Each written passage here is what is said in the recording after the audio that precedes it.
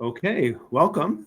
I'm here with our Central School Governor's Educator of the Year Award recipients for the 2022-23 school year, Lindsay Carroll and Nancy Lauber, who will both introduce themselves in just a minute. But first, I want to say to both of you, congratulations, of course, Thank because it is an honor in general for this kind of recognition, but especially when you think about the way things have been the last couple of years, and that your colleagues, your students, their parents, your administrators all felt that you would be the right people for this award right now. So congratulations. I know it's sometimes humbling, exciting, but you should be very proud of yourselves. So congratulations. Ms. Carroll, would you start us off by introducing yourself and your history here in the Warren Township Schools? Sure. Thank you so much, Dr. Mingle. So my name is Lindsay Carroll, and I have been teaching here in Warren since 2011. I have taught third grade and first grade roughly for 5 years each. And I have recently transitioned to the role of Math ASAP. So that stands for Accelerating Student Academic Progress. I work with children in grades 1 through 5 on math. This presents itself by a push-in model. So I'm able to push into the math period and teach along with the math teacher on the current content. And I also pull children out during that 25 minutes of WIN, which stands for what I need. And that's where we can really work on those prerequisite skills that the students need some additional practice on to help them as we transition into the new learning. And one other thing that I do in cases where if I don't meet with students, maybe they haven't been identified as ASAP students, I still provide the math teachers at each grade level with WIN packets. So they have some packets for each unit made on those prerequisite skills. So those children can still have that additional practice. Excellent. Great. Thank you. And Ms. Lauber, how about you? Tell us a little bit about your history in the district and what you do here.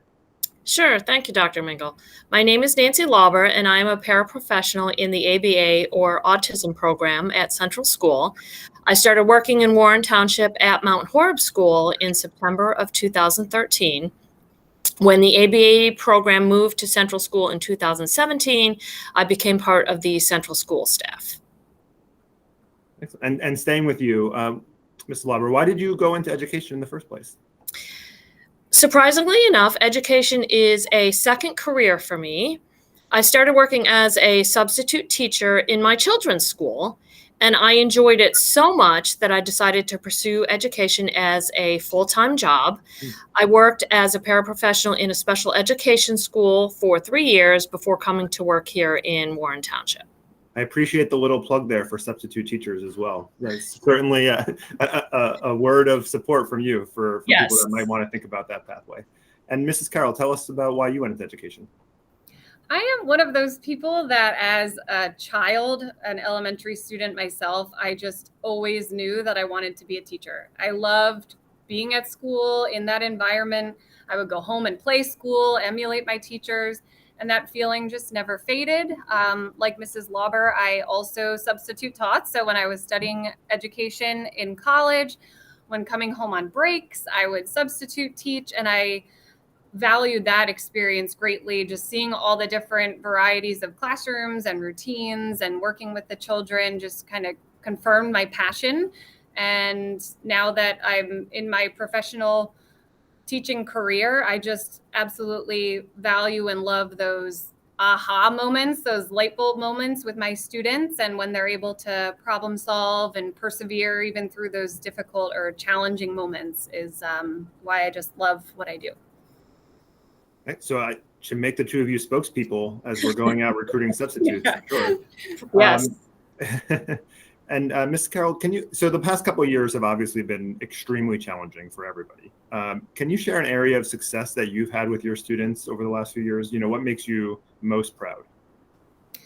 There's so many, but I was able to, I'm going to zoom in on one particular, but I think since I started teaching until now, I've noticed a big shift in how our students are able to carry out just their overall approach to solving math problems. So my answer will be math focused, but just being able to go through the steps in our try, discuss, connect routine in math, regardless of grade level. So whether it's first graders or fifth graders, students are able to spend like 10 to 15 minutes on just one problem. And when I think back to when I first started teaching or substitute teaching, that wasn't the case. They would get a problem and just jump to their answer and move on. But this process of slowing it down has really made the students think about how to get answers and focus less even on what the answer is. So it's more of an emphasis on the whole process of getting there. They're able to make more sense of problems. They're more confident in themselves as they tap into their prior knowledge. And I just noticed they feel more comfortable in the learning environment with taking risks and trying for solutions, because we've talked about like, what's the worst that will happen if you just try it? I really rarely nowadays ever hear the words, "I don't know," from a student, because I think we're empowering them and making them realize like, oh, I can do this. And it's okay if I can't, because I know I'm supported by my teachers and my fellow students. So just being able to witness the daily positive outcome of the learning environment, and also that social emotional impact that it's having on the students. That's great. Thank you for sharing. And Ms. Lauber, how about you? Especially in the role of a paraprofessional, there's unique challenges that you face. What's an area of success you've experienced with your students that makes you proud? Well, I am most proud when one of my students is in a general ed setting and they remember to use their words when they are feeling frustrated. As you can imagine, sometimes can happen in the classroom as well as in the general ed setting, where there's different expectations from our classroom. And this can be done in various forms. We have some students who communicate on an iPad, and they might have to find and press the break button to request a break. Other students may have a visual that they can just touch or pull off to request a break. And other students might only need to say the words, "I need a break." In our classroom, we emphasize using your words, which might seem a very simple concept, but for our students, that is a skill that they do need to work on. And it helps them succeed not only in the general education classroom, but outside of school as well. And that's a big goal of ours, is to provide them with skills that will help them throughout their lifetime. And you kind of, I think you've actually already given us a little bit of a window into a part of the education system that maybe a lot of parents don't even really know about in the setting that you're working. What's something you think the general public, Ms. Lauber, should know about schools and education they might not be aware of? I would like people to realize that the success of an ABA program not only depends on the teacher and the paraprofessionals in the special education classroom, but the general education teachers as well.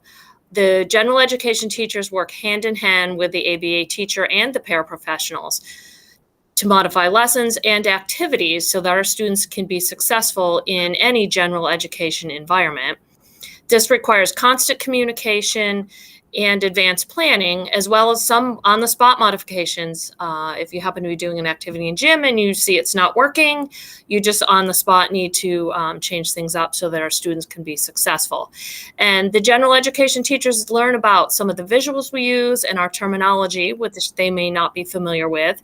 And we have had instances where a general education teacher has appreciated something that we've done, whether it be terminology or a technique that we use, and they've actually decided to incorporate that into their classroom. Nice, thank you. Ms. Carroll, what's something you think the general public should know about schools from your perspective, or education in general, that they might not be aware of? Sure. If I weren't in a math classroom myself every day, I probably wouldn't realize just how much mathematics relies on conversation. So having discourse between students and the teacher.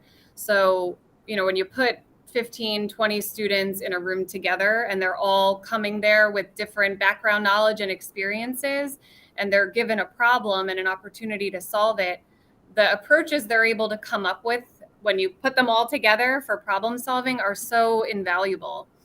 They're able to listen to one another, ask one another clarifying questions, give specific feedback, and they also compare and contrast. So just pick apart the similarities, the differences in their methods. We do that each day. And again, that is regardless of grade level. And that whole component, that whole conversation is what then sets the stage for the new strategy that the teacher presents that day. And the students, I think, are a bit more receptive to the new strategy because they're realizing the direct link from what they were just talking about with their classmates. And now, as the teacher, we're just guiding them to see, look what you already know. You're just taking it now this one more step into today's work. And I think it just gives them, again, that more like cohesive feeling. And it's a bit more of a student-driven process.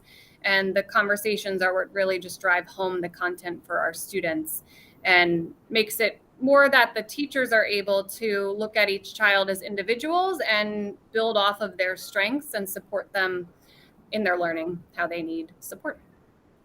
Thank you. And you both kind of gave us a little bit of a glimpse into all that goes into planning for a lesson, regardless of the setting, and how much, collaboration and depth of thought and planning goes into it. So thank you for that. And to conclude, Mrs. Carroll, when your students think back on their time that they were with you in the future, what do you hope they'll remember about that time?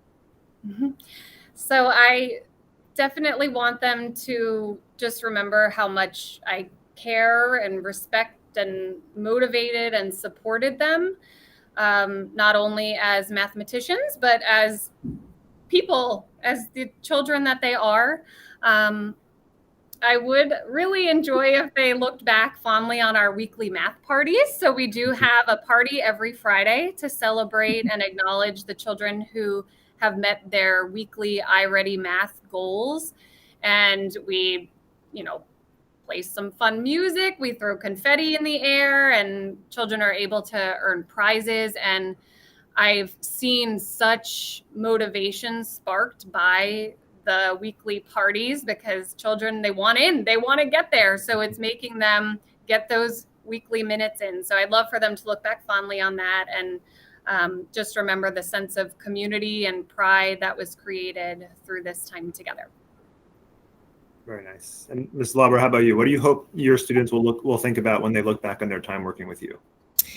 I'm hoping that our students remember that, simply saying it, learning is fun. Since most of our students do not learn in the typical way, we try to add a fun element to all of our learning.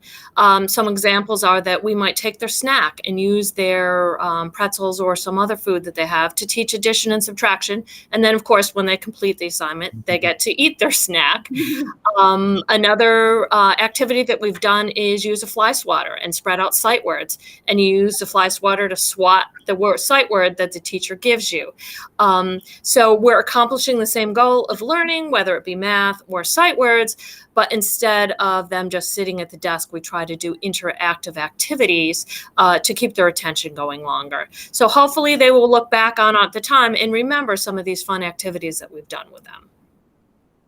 Excellent. And I know all of the students, not only that you have right now, but that you've had in the past, certainly value their time with you, as evidenced by the recommendations and nominations for this award from them and their parents.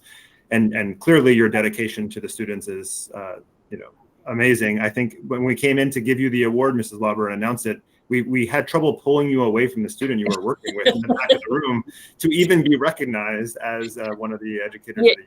Yes, our students they have a set routine, and we do try to stick to that. I understand. I know. So I just want to say once again, congratulations and thank you for everything that you do for your students and for the school district. And, congratulations once again. Thank you. Thank you.